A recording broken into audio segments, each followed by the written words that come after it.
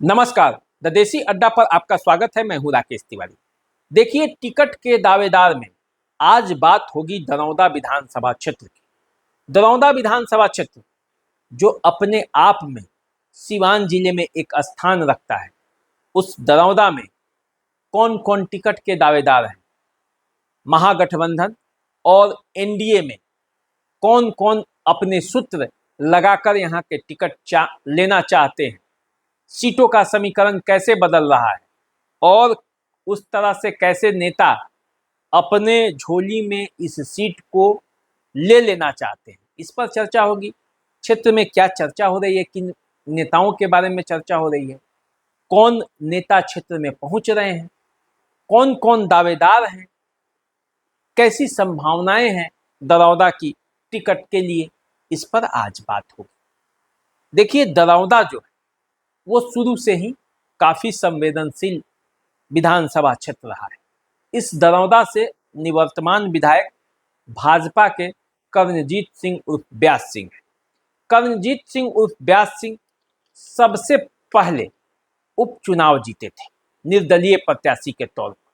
2020 में बीजेपी ने उन्हें टिकट दिया और बीजेपी के टिकट पर वो फिर से चुनाव जीत गए और तब से लेकर अब तक दरौंदा के वो विधायक। जब वे दरौंदा में चुनाव लड़ रहे थे तब कई बार ऐसा लग रहा था कि वो चुनाव जीतेंगे नहीं जीतेंगे, कई परिस्थितियां थी दरौंदा को लेकर, लेकिन दरौंदा में वो चुनाव बड़ी आसानी से जीते तो उन्हें 71,934 मत आए। 71,934 मत लेकर वे 11,320 मतों से भाकपा माले के अमरनाथ यादव को पराजित कर दिया। अमरनाथ यादव को 60,614 मत आए थे।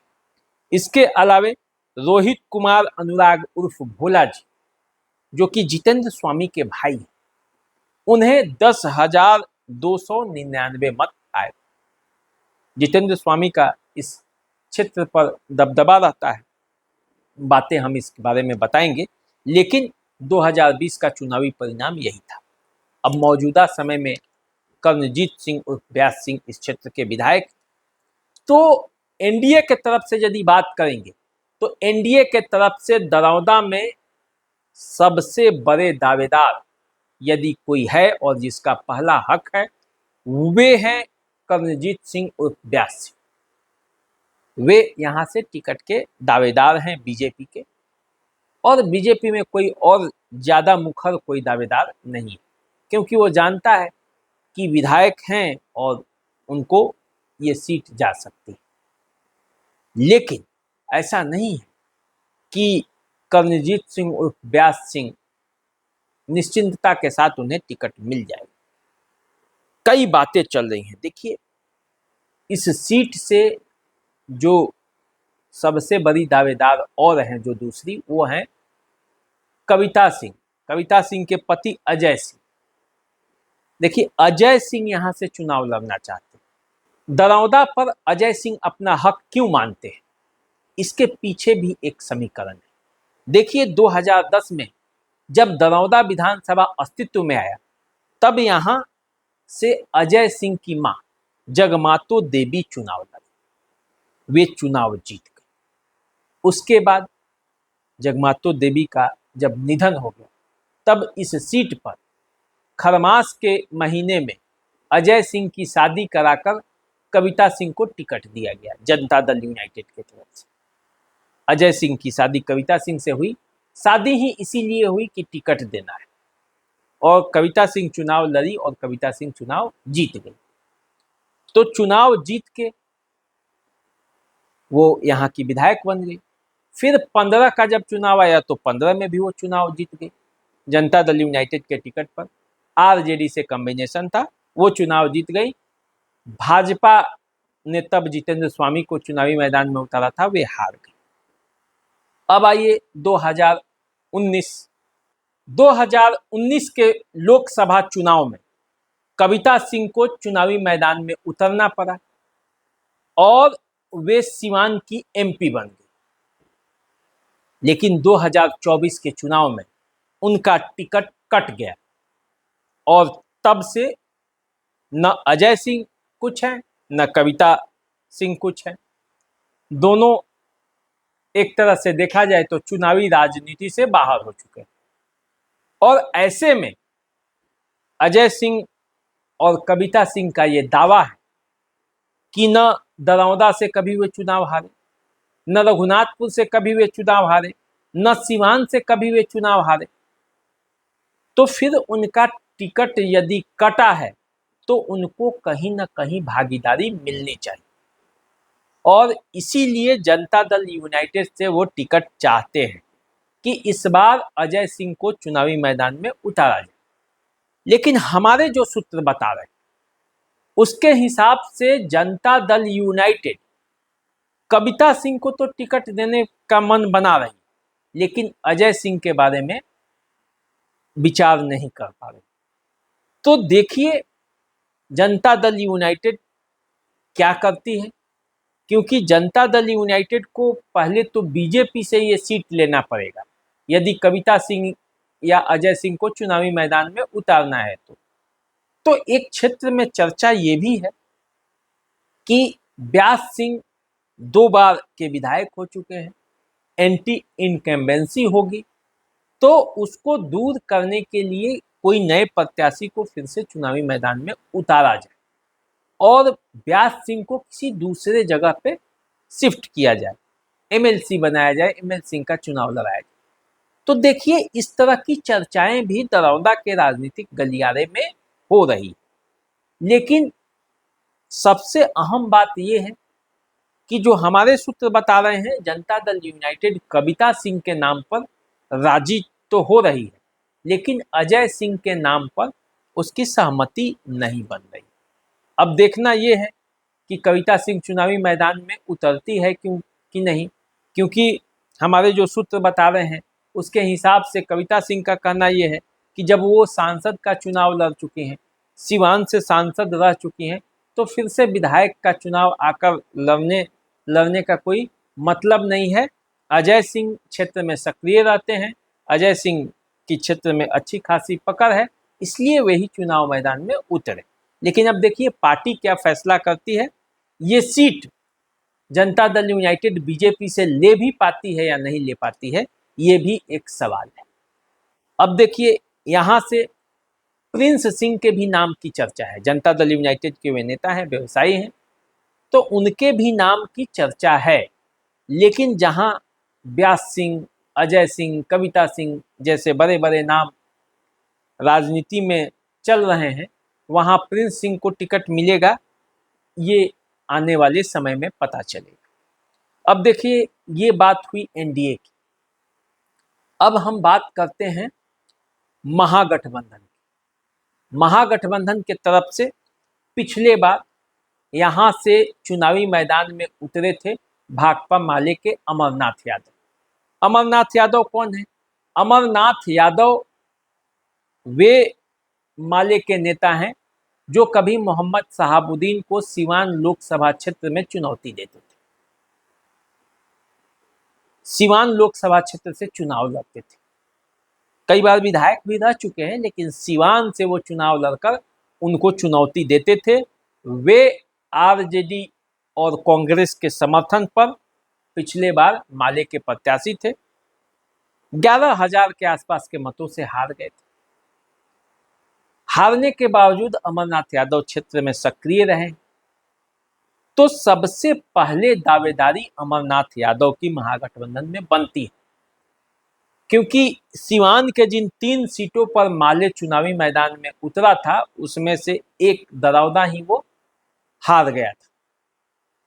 अब अमरनाथ यादव के लिए ज़्यादा विकल्प भी नहीं है, इसलिए यदि उनको चुनाव लड़ना है तो उनको दरौदा से ही चुनाव लड़ना है, तो इसलिए इस सीट पर उनकी दावेदारी है। वैसे इस सीट पर आरजेडी के भी कई उम्मीदवार के नाम की चर्चा हो रही है। देखिए आरजेडी के उम्मीदवार की जैसे ही बात करते हैं तो आरजेडी के उम्मीदवार के नाम पर जिसकी सबसे ज़्यादा चर्चा है वो आरजेडी के नेता ही नहीं, वे नेता हैं बीजेपी के। और वे कौन हैं? सिवान के पूर्व सांसद ओम प्रकाश यादव। ओम प्रकाश यादव बीजेपी के नेता हैं, पिछली बार सिवान से बीजेपी के टिकट पर चुनाव लड़े थे, इस बार भी वे बीजेपी के ही टिकट मांग रहे हैं, बीजेपी के ही वो नेता हैं। लेकिन दरौदा में इस बात की चर्चा है कि यदि आरजेडी ओम प्रकाश यादव को यहां से टिकट देगी तो वो जीत जाएंगे, और सिवान से यदि बीजेपी टिकट नहीं देती है तो ओम प्रकाश यादव आरजेडी के उम्मीदवार हो जाएंगे दरौदा के, ऐसे चर्चा इस क्षेत्र में है। क्योंकि इस बार ओम प्रकाश यादव पूरी तरह से चुनाव लड़ने के मूड में है। उनका कहना है कि पार्टी टिकट नहीं देगी तो वो निर्दलीय भी चुनाव लड़ेंगे।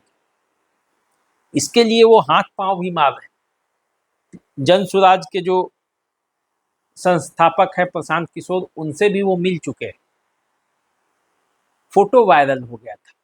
इसलिए इस क्षेत्र के कई उनके शुभचिंतक और उनके समर्थक कह रहे हैं कि आरजेडी से ओम प्रकाश यादव दरौदा से चुनाव लड़ सकते हैं। तो देखिए क्या होता है। ओम प्रकाश यादव के नाम की चर्चा है। इसके अलावे आरजेडी से जिसके नाम की चर्चा है वो मुन्ना शाही हैं, ब्रजेश सिंह के भी नाम की चर्चा है। इन चर्चाओं के बीच एक नाम ऐसा है जो कभी भी चुनावी फिजा में माहौल बदल सकता है, और उसका नाम है जितेंद्र स्वामी। जितेंद्र स्वामी यहाँ से चुनाव लड़ते रहे। 15 में उन्होंने चुनाव लड़ा था, वो चुनाव हार गए थे कविता सिंह से। वो बीजेपी के प्रत्याशी थे, कविता सिंह जनता दल यूनाइटेड के प्रत्याशी थे। उसके पहले ये क्षेत्र जो है, जो दरौदा ब्लॉक जिसको कहते हैं, दरौदा ब्लॉक पूरा ब्लॉक ये महाराजगंज का हिस्सा हुआ करता था, और महाराजगंज दरौदा मिलाकर एक विधानसभा क्षेत्र था। और इस क्षेत्र से जितेंद्र स्वामी के पिता स्वर्गीय उमाशंकर सिंह पूर्व सांसद, वो यहाँ से विधायक हुआ करते थे लंबे समय तक। तो उनकी एक मजबूत पकड़ है, और इसी की वजह से पिछले बार यहाँ से रोहित कुमार अनुराग उर्फ भोला जी, जो कि उमाशंकर सिंह के सबसे छोटे बेटे हैं, जितेंद्र स्वामी के भाई हैं, वो चुनावी मैदान में निर्दलीय प्रत्याशी के तौर पर यहाँ से उतरे थे, 10,000 वोट लाए थे। तो जितेंद्र स्वामी अभी कहाँ है कुछ कह नहीं सकते। बीजेपी के नेता थे, लोकसभा चुनाव में वो रोहिणी आचार्य के लिए चुनाव प्रचार करते हुए देखे गए थे छपरा में। तो वे तो चुनाव नहीं लड़ना चाहते हैं। उन्होंने कहा भी है कि लोकसभा का चुनाव ही वो लड़ेंगे, उनको लड़ना होगा तो विधानसभा चुनाव में वे अपने बेटे को या अपने भाई को चुनावी मैदान में उतार सकते हैं। तो देखना यह है कि दरौदा के समीकरण को जितेंद्र स्वामी कितना प्रभावित करते हैं। तो ये महागठबंधन के तरफ से पूरा चुनावी समीकरण था कि दरौदा किस तरह से BJP, Janata Dal United, RJD, Bhakpa माले के बीच उलझी हुई। लेकिन इनके अलावे जन सुराज भी यहाँ सशक्त दावेदार है, और जन सुराज से भी कई नेताओं की लंबी लिस्ट है। देखिए के सिंह जो निर्दलीय प्रत्याशी के तौर पर यहाँ से चुनाव लड़ चुके हैं, वे भी अब जन सुराज से जुड़ गए। के सिंह के बारे में सब लोग जानता है, चुनाव लड़े हैं, सोने के मोटे मोटे चेन पहनते हैं, व्यवसायी हैं, बड़े सामाजिक कार्यकर्ता हैं, पैसे खर्च करते हैं, जहाँ जाते हैं क्रिकेट टूर्नामेंट करा देते हैं, कोई सामाजिक काम करा देते हैं, और इससे उनका नाम हो जाता है। अब वे जन सुराज के साथ जुड़े हैं, प्रशांत किशोर के साथ वो कई सभाओं में दिख गए थे, तो वे जुड़े हैं। इसके अलावे जमीनी स्तर पर काम करने वाले सत्येंद्र यादव भी जुड़े हैं। सत्येंद्र यादव जन सुराज के लिए काफ़ी लंबे समय से प्रयासरत है, नेताओं और कार्यकर्ताओं के बीच वो काम करते रहे हैं, तो वे भी दावेदार हैं। इसके अलावे आनंद सिंह के भी नाम की चर्चा हो रही है। इसके अलावे योगेंद्र सिंह जो कि सीवान जिला के जिलाध्यक्ष हैं जन सुराज के, वे भी प्रयासरत है कि दरौदा से चुनाव वे लड़े, उनके नाम की भी चर्चा है। तो देखिए कुल मिलाकर यदि दरौदा के राजनीतिक समीकरण को आप देखेंगे, दरौदा के राजनीतिक समीकरण को आप समझेंगे, तो आपको पता चलेगा कि दरौदा सीवान जिले के संवेदनशील सीटों में से एक है। राजपूत और यादवों के बीच यहाँ मुकाबला होते रहता है मुख्य रूप से। कई बार तो राजपूत से भी टकराए हुए हैं और जबरदस्त मुकाबला होता है। दरौदा, जिसके बारे में कहा जाता है कि यहाँ राजनीति और राजनीतिज्ञ हर कदम पर है, नेताओं की कमी नहीं है। नेता यहाँ एक ढेला उठाकर फेंकिएगा तो नेता पर ही पड़ेगा, ऐसे दरौदा जो बाजार है उसके बारे में कहा जाता है। तो देखिए, उस दरौदा में विधानसभा चुनाव में टिकट के इतने दावेदार हैं। इन दावेदारों के बीच अब किसे टिकट मिलेगा ये तो आने वाले समय में पता चलेगा। आप इंतजार कीजिए, हम भी इंतजार कर रहे हैं। आप हमारे साथ जुड़े रहिए, हम आपको विधानसभा चुनाव से जुड़ी हुई हर खबर बताएंगे, टिकट के हर दावेदारों की बात बताएंगे। बने रहिए हमारे साथ। चैनल को सब्सक्राइब कर लीजिए। यदि फेसबुक पर आप हमें देख रहे हैं तो हमें फॉलो कीजिए। नमस्कार।